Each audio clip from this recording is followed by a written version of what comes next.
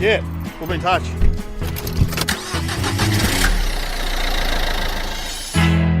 Oh, ladies and gentlemen, welcome to the Debrief with Dave O'Neill, and I'm here with Ashley Fils-Aime. Did I say that right? Yes, you did. Absolutely. Well, it's good to. I'm giving you a lift home from a gig. Yes. Which is what we do on the Debrief. We just did what was a primary school benefit? It was a Catholic school. Yeah. So did that worry you doing a Catholic school, or? I thought it was a school. I didn't realize we were Catholic until about maybe 20 minutes before I went up. And I'm like, I wonder how it's going to go down. So I would when I first started out, I did some crude jokes, and then I go, can I do that? Can I do that? Oh, yeah, sure. Let them know that I was aware. Yeah.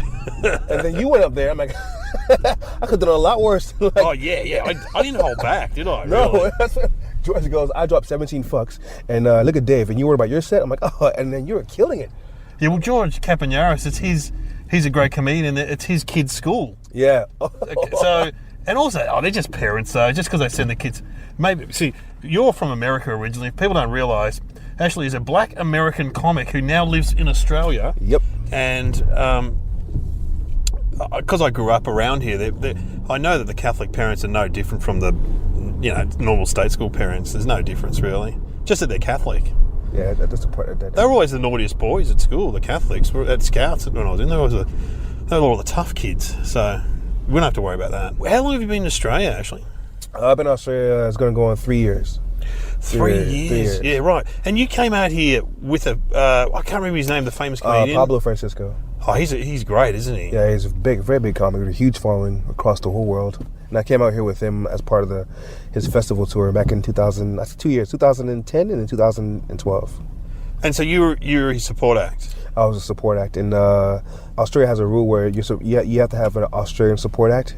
And so he almost didn't come because he definitely wanted to have me. So we got Anthony Solomon to help us to get him. Oh, Anthony Solomon, yeah, right, yeah. To get us on the bill, So that's how that worked out. But I was, How long do you have to do as a support act to someone like him? In America, you're looking at 20 to 30 minutes. What headliners do here is what support acts do in America. Like and over here you do half an hour. That's like a headlining spot, or 45 minutes. That's a headlining spot. In America, that's a support. So how long do you do as a headliner over there? About an hour. Oh, an hour? Absolutely an hour. Yeah, minimum. Minimum. Yeah, right. Okay. Yeah, 45 to an hour. Yeah. And how long did you tour with him for? I toured him for 11 years. 11 years. Straight. Yeah, straight. So he must have started. I mean, he's been doing comedy for a while. Yeah, he's 10 years my senior, so he's 49, and he's been doing it a lot. When he discovered me or found me, he already had a following, and I was just not used to. It was like from rags to riches, so to speak, in a comical sense. Yeah, I was barely doing gigs, and I was. Were you doing like open mics or? Yeah, but what it was, I was at the comedy club called the Improv, and what I did was my parents didn't want me to do comedy, so they came out the house. But I had a car, so what I did was I slept in my car, but I worked at the comedy club all day long. You're like Jewel, sleeping in the car. I think every comic has slept in the car once or twice in his life. But I got a job there, telemarketing in the daytime, and also I was a food runner at night. I just run food. Yeah, right. Which is different from a waiter. And I was there all day long, and I got to see how the business worked, how managers would say, "Tell them I'm not here," and when they really are there, I'm like, so when someone calls you and you ask for a manager, and he says I'm not, and someone goes I'm not here, there's a possibility that he's actually is there. Yeah, right. You're learning the tricks of the business. Like, oh my gosh, this is crazy. And the trick is, if they put you on hold and then they come back and say he's not here, it's because they just told. Yeah. And so he was one of the first. Well, not the first, but he did like a movie, didn't he? Like a stand-up movie. He did a movie guy voice, but what he was like the old Richard Pryor idea of doing a comedy movie. Yeah, he did the movie man voice, like the one man, one desire. So that's right. Yeah, he was the first comic to break out internationally, and they tested him to see if he can go and do Scandinavia, and he sold I think like 60,000 tickets or 6,000 tickets in a matter of like 20 minutes or some crazy number like that. Yeah. And so he did a Scandinavian tour, and then after that they started bringing other comics up. So he was the first comic to go international that wasn't really like Eddie Murphy type famous. Yeah. And he's great, does great voices. I've interviewed him on the radio. Does great voices, doesn't he? Yeah, he does. Actually, you know what? I think I probably might have been with him. Maybe. When it was a while ago. It was a while ago. Yeah, went to all those stations, and we toured for a long long time, and we went 16 different countries I got to experience, and that's where I got my universal, appeal from. Is it hard going out in front of a crowd that's so psyched to see him, and then you come out, they're like, Yeah. Actually, I never let that get to me, but I knew that they were there to see him, but I knew that they were going to enjoy my act as well. Yeah. So when they say your name, it's almost like you see them clap with disappointment. Yeah. It's like, oh shit. I supported David Strasman, the ventriloquist, for about 3 months. And Strasman, and I heard people say, "Oh, who's this?" when you walk out. Who's this? Yeah, exactly. And I was standing at the front door, and the door person was saying, "And we have the support act on first." And we goes, "I don't want to see the support act. I don't want to see them." It's like, oh, great time. So but you got to be good. You got to win them over. You got to win them quickly. Win them quickly. Exactly. Yeah. You don't have a. I mean, luckily I had the advantage of being in front of a non-African American audience, and being African American comic. And when you're in front of a non-African American audience, they love you. They're afraid to be racist. Yeah, they're afraid that they're racist, so they immediately like you because they're afraid if they don't like you, then they're racist. And that's the feel that you feel like, oh, let me go ahead and then they end up liking you for real. So Yeah, and have you found Australians are very welcoming to you, or? Oh my gosh, I think Australians. I find Australia to be the most laid-back country that I've been to in all the countries that I've been to. The only thing about Australians is don't try to be full of yourself. They don't like. Oh, they don't like that. Yeah, see, that's a very kind of an American. Yeah, it's a bit hard to figure it out. Yeah. Like, I'm doing really well. Nah, mate, come on. Exactly. They don't want to hear that shit. They want you to be real with them. Australian people, like most people around the world, they love black culture. So they do. The music, the comics, the entertainment. movies, Yep, they do. They do. So to them, it's like when I'm on there, it's like they're watching television that they can touch. That guy. I can meet him and talk to him. Yeah. and so why did you settle in Australia? So you got off the tour. Yeah, the way I got off the tour, I was touring here. But when I was in Pablo, after 11 years, man, I was getting burnt out, but because we were in a different place every week. Sometimes that's a hard 11 years. Jeez, it was ridiculous. Brutal. We'd fly from Norway. We fly from California to do a show one night in Norway and come back the next day. Like I remember doing stuff like that. I was like, oh my gosh, like all the way to. So anyway, we do that, and I came here, and I was at the Forum, and then there was a girl in the front row. To make a long story short, that I ended up falling in love with immediately. Oh wow! And I was like, it's a love story. It's a love story. That's what it is. But Pablo at the time, it would have been difficult for me to actually get out of the tour. So I ended up booking myself at the Comics Lounge in North Melbourne. Yeah, I spoke to Dan, one of the managers there, and he ended up giving me a headlining spot there. So I told Pablo, hey, listen, I'm going to go to Australia for about a week or two, and I'll be back. And then I took one suitcase, and it's been 5 years. I never went. God. So was Pablo upset after losing his support act of 11 years? Absolutely. He didn't see it coming. But we got to leave eventually, though. Yeah, I mean, there are some certain things that I wouldn't, I'm not going to mention, but I had to leave for my sanity. Yeah, of course. But there's no way I could just say I'm gonna get up and leave, because you can be blackballed and blacklisted. So you have to. I knew I had to do something very big and very different for me to survive. So I left the country, and then I met her, and then the girl I'm with, unfortunately, it's just like it goes from one extreme to another. So I'm with a girl whose family is totally against me being with her, because we have different cultures. So to the different cultures, they disowned her. So now we're still getting married in a month's time. And her family won't be there, or no way, they disowned her. They officially they don't want anything to do with her. How hardcore is that in 2017 in Australia, that a family disowns their daughter? That's what I don't. We're both get it. We knew there'd be a problem. We didn't know it'd be that serious. But then again, it's like that hasn't. I can't be responsible for people's reactions. No. Especially when all I'm doing is loving somebody. That's all I'm doing. Exactly. But, pride and all that stuff. Your ego is not your amigo, as they say. So that ego has to go. And was it easy to get citizenship here, or? No, oh my gosh, no. When I first got here in 2012, when I was trying to, after being with Pablo, when I was headlining, I went to go try to extend my visa, and then when I went to extend my visa, the guy told me that I looked familiar. But at the time, I was on a tourist visa, and he's like, "Hey, you look familiar." I'm like, "I look familiar." I'm like, "I could be anything, like my uncle's Nintendo, he doing Nintendo. It could be that." And he's like, "No, you know what? We're going to hold on to your application." And at the time, I was signed with Sensory had given me a deal, and they were getting ready to sign. That's a big management company. Yeah. So this guy's seen you doing stand-up somewhere? Yeah, the customs agent. The customs agent had seen you doing stand-up. Yeah.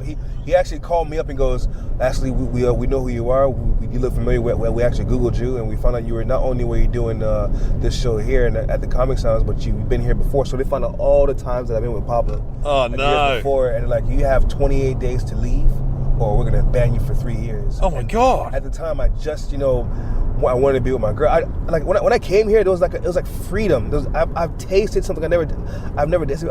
Freedom, admiration, people who just respected me just off of being, because I was, I guess it was being African American. It was this whole different world for me. And I gotta go. Oh my God. Yeah, you've just discovered this great world, a great woman. Work. It's like, some guy rings you up. Yeah, I've seen you. You're pretty funny, but you got to get out. You got to get out. You got to get out. So what did you do? Well, I went back to America, and then I went back to Miami, where I'm originally from, and I went to my parents' house. And at the time, Pablo was in Miami too. That was part of the tour, and I didn't tell him I was even in town because I didn't want to deal with the whole come back on tour, and it was because awkward. It was awkward. I just stopped talking to him stuff for a while. Then I got a lawyer, and the lawyer, to make a long story short, 9 months later, I had to write a letter of apology to the government. I had to write a letter of apology, and it's stating I will never tell a joke here again. What? Under the wrong visa. And it just felt very weird. Yeah. It was just like, I can't do a joke. When he told me to do that, I'm like, are you serious, man? He's like, yes, they won't ever apologize. They won't ever apologize. Then after a while, when the whole Barnaby Joyce thing happened, I'm like, I get it. When Barnaby Joyce and Johnny Depp wanted an apology, they want the government here. They want an apology. Yeah, right. Wrong, you bring a dog in, you want an apology. But now, are you an Australian citizen yet? I just got my residency Valentine's Day. Oh. So I figured, they love me on Valentine's Fantastic. Day. So you can stay here for as long as you like. I can stay as long as I like. I don't have to be in my relationship anymore. I can actually break up with her, and I can be on my own. None of that's going to happen. But that's just that's one of the things. Like, I'm safe here, and I did it well before Donald Trump went into office. Yeah, right. So I'm like, she was a blessing in many ways. I didn't see that coming either. So it's definitely a blessing to be here. And I wouldn't go. So I see a lot of comics there. They want to leave here. They want to go to America, and I'm like, I don't ever want to go back to America. No, right. I mean, I'll go there next month so she can meet my family. But I don't want nothing to do with America. What do your family think about your Australian move?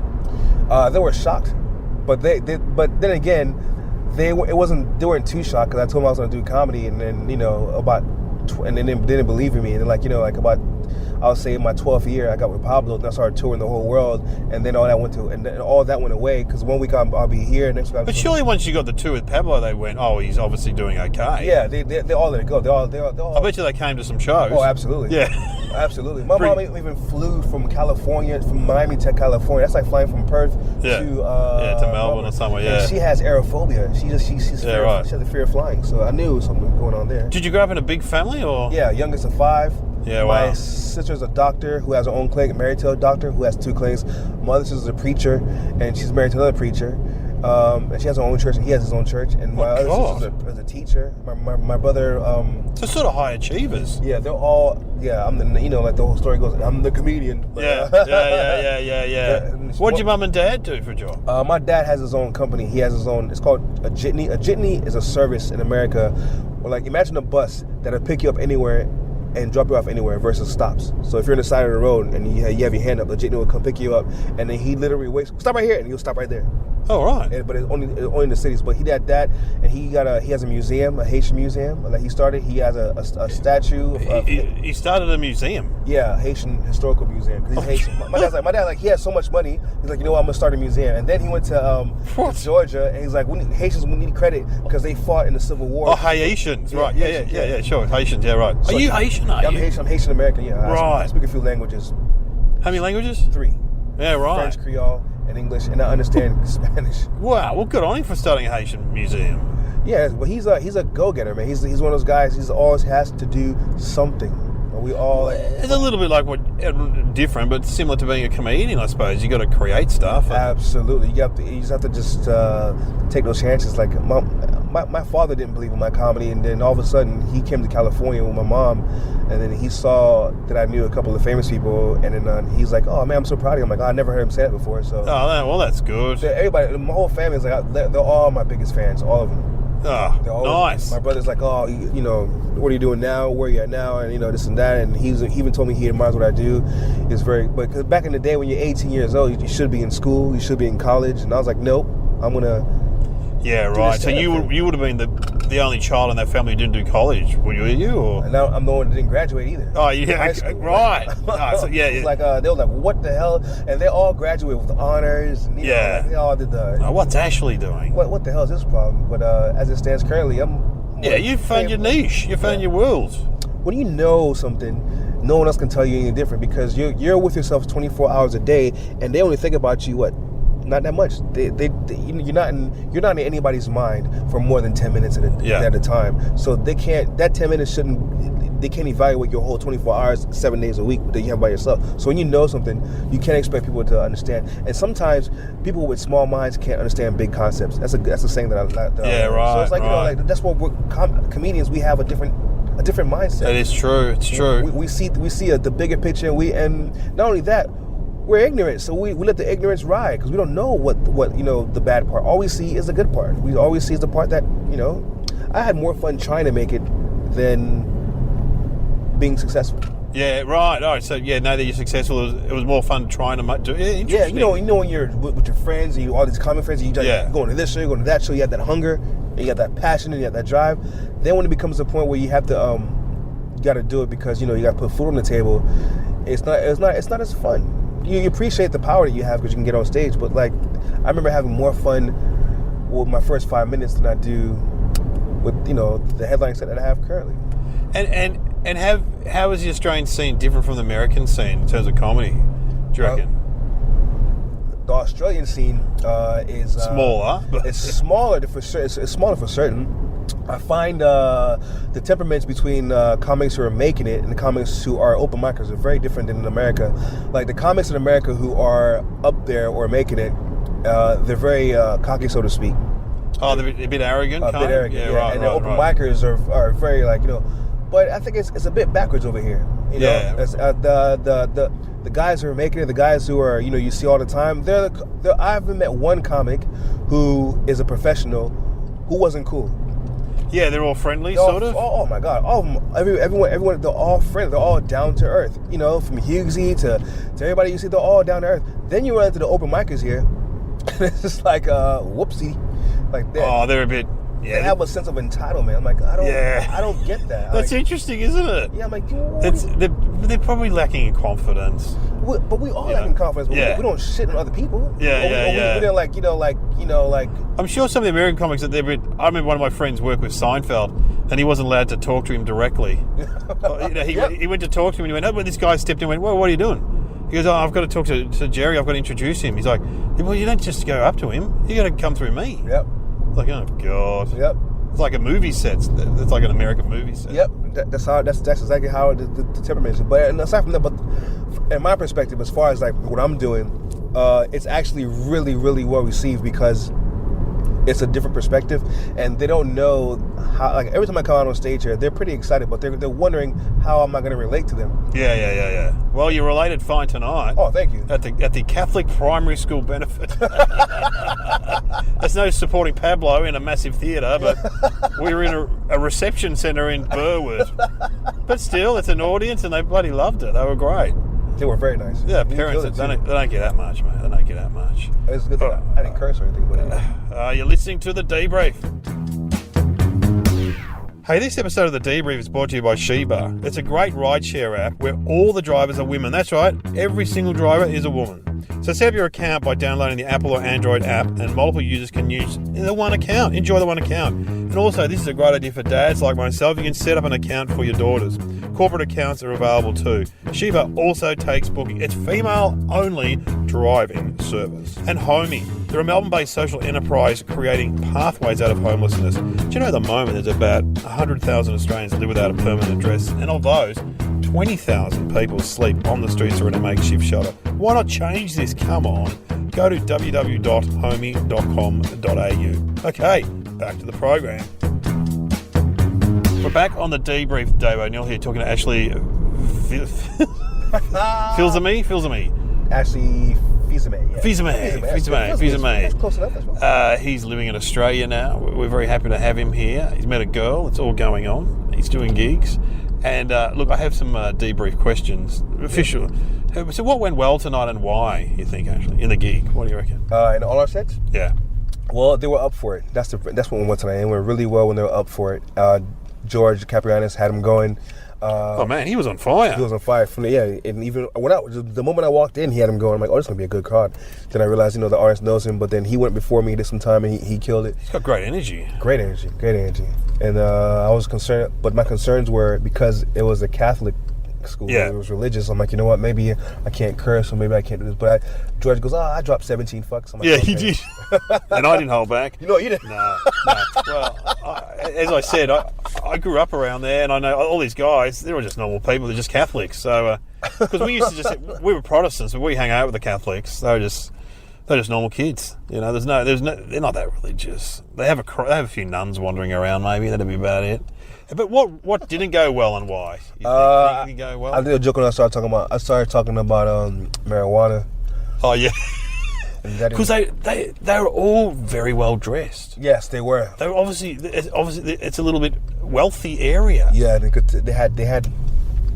Because sometimes I do a lot of those benefits for primary schools, and the people are normally in jeans and t-shirts. There are people like in suits. Yeah, suits. The women were all dolled up. Yeah, well dressed, very well dressed. And were there any organisational hazards that got in the way of the gig? You reckon anything that could have been?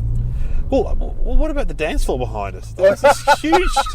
Because we had a little stage set up, which was great, but there was this massive dance floor behind us. I feel like we were in a corner. Yeah, it was. It worked great. For what it was doing, it worked fine. It was the stage was a bit small. Did the lights get in your eyes? The lights were a little bit, but I don't mind that. The lights really, because I'm pretty short, so like it was directly in my eye. But I think this one of those ones where it had every reason, not every, but it had every room for it to go bad because of certain things. Yeah. But it went great. It's like I think had this been like a footy room or a footy night or whatever it was. Yeah. It would have been like, oh, here we go, and then someone's shouting out raffle tickets. I've done that before. I've done this before. Raffle tickets, and right in the middle of the show, or they'll bring the food out. Right when you go on stage. Food. Yeah, that's a problem. I'd much rather them, have, their blood sugar levels leveled before I get out there. And how can we do better next time? Probably can't. No, that was you killed it, man. You smashed it. I mean, if you think if the only way for you to do better is if their heads would literally explode. Oh, because I don't think it can get any better than that. Right? I started to lose energy towards the end because I'm like, I'm going to be tired. Because if you notice, every other line, if not every line, got a big laugh. Yeah, they were good. They were parents. I reckon, but also I'm in that world because I've got 3 kids. They've got a couple of kids.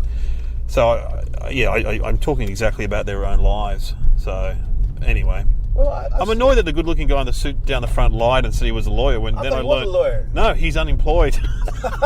He's a liar. He was the best-looking, well-dressed, unemployed person I have ever seen. And I've been on unemployment benefits. I never looked like that. I can tell you that. He was so well-dressed. Can we say his name? Or? Dom. Yeah, Dom his name was. Dom and his mate. Jason. Anyway, Jason looked like a concrete. He was probably a lawyer. He looked like a bikie. Yeah, he looked like a bikie. That's the bikie who got his tattoo lasered off. Oh, man. It's like that guy's missing tattoos. But generally, they're very well dressed. Yeah, actually, it's been great having you on my podcast. Thank you so much for having me, man. It's I think you're pretty much the first international act I've had. Oh, I feel good. Oh, man, this is like, wow. This is like amazing. We can play a song too now. What sort of music do you like? It's funny because, wasn't it funny because the sound guy goes, do you want me to play some AC/DC for you, Dave, to walk on to? I'm like, yeah, because, I'm a bogan, whatever, yeah, sure, whatever. And I said to you, did they play rap for you? And you're like, yeah. Like, yeah. But then it was Bruno Mars, wasn't it? It was like rap light. Yeah, then we were having a discussion. I said, is Bruno Mars black? And you said, no, you think he's mixed. He's like... black and white. He's a pure blonde of rap. Yeah, like he's not... light carbs. Yeah. And then someone said, he's going to tell your name, Bruno Mars. Bruno Mars. What sort of stuff do you like? I like Kiss. I like 80s rock. You like Kiss? I do. I'm a big fan. When I was touring with Pablo, he turned me into 80s rockhead. Did you meet any of Kiss or? No, we met. What's Paul Stanley? No, Eric Carr? I don't know how I know their names. Gene Simmons, Ace Frehley. We met. The guys who sing Paradise. It must be just like living in. That's not Kiss though. No, that's not Chicago, is it? No. It's David Lee Roth. Oh, you met David Lee Roth? Yeah, we went to his concert and we got to hang out with him. And what was he like?